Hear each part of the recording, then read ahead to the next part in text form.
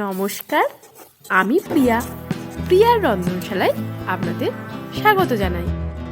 আজ আরও একটা নতুন রেসিপি আপনাদের রান্না করে দেখাবো। আজকের রেসিপি বেতো শাকের তিল পোস্ত। আজকে বাবা হাট থেকে বেতো শাক এনে বলে একটু বেতো শাকের পোস্ত করত, কিন্তু পোস্তর ডিব্বা খুলে দেখি পোস্ত একদম শেষ। তারপর ভেবে দেখলাম বাড়িতে যখন তিল রয়েছে তাহলে তিল দিয়েই শাক পোস্ত বানিয়ে নেওয়া যাক। আপনাদের সাথে গল্প করতে করতে শাকটাও আমার প্রায় বাছা শেষের দিকে। প্রথমেই শাকগুলোকে বেছে নিয়ে ছোট ছোট টুকরো করে কেটে নিচ্ছি। এই বেতো শাক আমাদের এখানে গ্রামেগঞ্জে আলু চাষ হয়।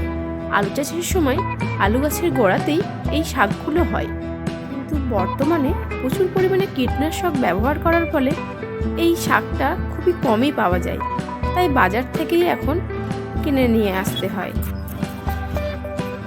শাক বাছা এখন একদম কমপ্লিট হয়ে গেছে। এবার একটা মিক্সার গ্রাইন্ডারে তিলটাকে পেস্ট করে নেব। প্রথমেই শুকনো কিছুক্ষণের জন্য ঝরিয়ে নেব, তাহলে তিলটা খুব ভালোভাবে বাটা যাবে। এবার 2-3টে কাঁচা লঙ্কা আর একটু জল দিয়ে আবার খুব ভালো করে একটা স্মুথ পেস্ট তৈরি করে নিচ্ছি। এবার বেটে রাখা তিল একটা পাত্রে তুলে রেখে দিচ্ছি।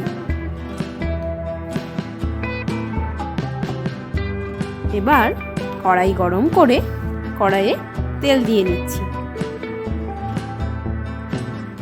তেল গরম হয়ে গেলে কেটে রাখা পেঁয়াজ কড়াইয়ে তুলে দিচ্ছি। পেঁয়াজ কিছুক্ষণের জন্য ভেজে নেব।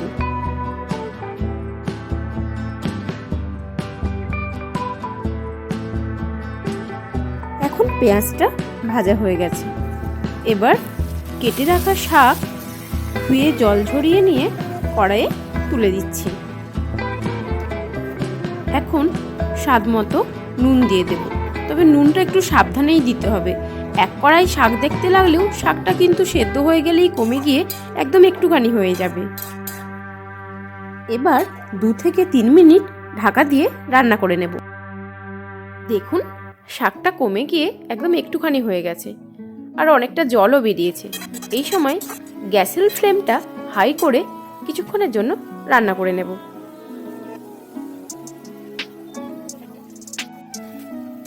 এখন দিয়ে দিচ্ছি 2-3টে কাঁচা লঙ্কা।